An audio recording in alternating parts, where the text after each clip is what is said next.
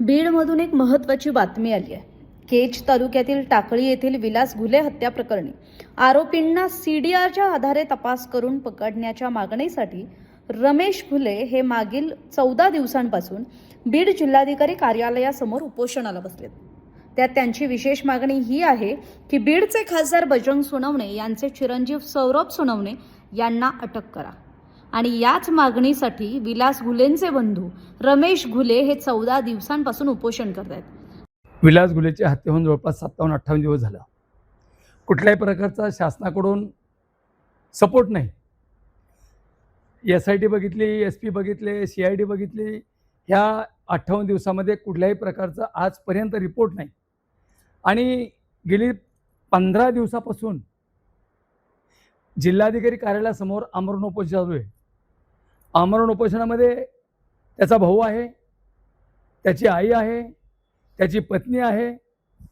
कालांतराने 7-8 दिवस 10 दिवस गेल्यानंतर त्याच्या पत्नीने सुसाईड करण्याचा प्रयत्न केला। तिला ते सहन झालं नाही की माझा पती म्हणजे त्याचा खून झाला तरी शासन ह्या दरबारी कधी विचार केला जात नाही, त्यामुळे तिने ते सुसाईड करण्याचा प्रयत्न केला। नशिबाने वाचली बिचारी। 21 तारखेच्या मोर्चामध्ये लाखोच्या संख्येने लोक सहभागी होणार आहेत। आम्ही सगळ्या नेत्यांना मेसेज केलेत, महाराष्ट्रामधल्या सगळ्यांना निरोप दिलाय आणि सगळ्यांनी सांगितले आम्ही या मोर्चामध्ये सहभागी होऊ।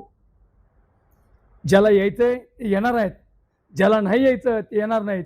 ज्याला समाजाबद्दल आदर आहे तर 100% या मोर्चामध्ये सहभागी होतील। सगळ्यात महत्त्वाची गोष्ट एक, आम्ही अल्पसंख्याक आहेत आणि ज्यावेळी संतोष भैया देशमुखचा खून झाला त्यावेळी खूप जवळपास कितीतरी आमदार, कितीतरी मंत्री, संत्री सगळे लाईनीत लागले होते। आता या घुलेचा खून 58 दिवस झालं। काही नेते येऊन गेले, भेट देऊन गेले, परंतु त्या कुटुंबाला न्याय मिळत नाही। म्हणून उद्या होणाऱ्या परवा येत्या 21 तारखेला मी महाराष्ट्रातल्या बहुजन समाजाला आवाहन करतो, आपण सगळ्यांनी घुले कुटुंबाला न्याय देण्यासाठी आपण मोर्चामध्ये सहभागी व्हावं आणि मोर्चावर नाही भागलं नंतर एक आठवडाभर आम्ही रस्ता रोको करू। आता खऱ्या अर्थाने या कुटुंबाला न्याय मिळेपर्यंत आम्ही स्वस्थ बसणार नाही। अखेर आज त्यांची प्रकृती ढासळली। कालही उपोषण स्थळी त्यांची प्रकृती खालावल्यानं डॉक्टरांकडून उपचार करण्यात आले होते, मात्र आज पुन्हा प्रकृती बिघडल्यानं त्यांना उपचारासाठी खासगी रुग्णालयात हलवण्यात आले। त्यामुळे आता या प्रकरणात पुढे काय घडामोडी घडतात हे पाहणं महत्त्वाचं असणार आहे। महाराष्ट्रातील सर्व बातम्यांचे विश्वासार्ह व्यासपीठ, सकाळच्या सर्व सोशल मीडिया प्लॅटफॉर्मला लाईक, फॉलो आणि सबस्क्राईब करा।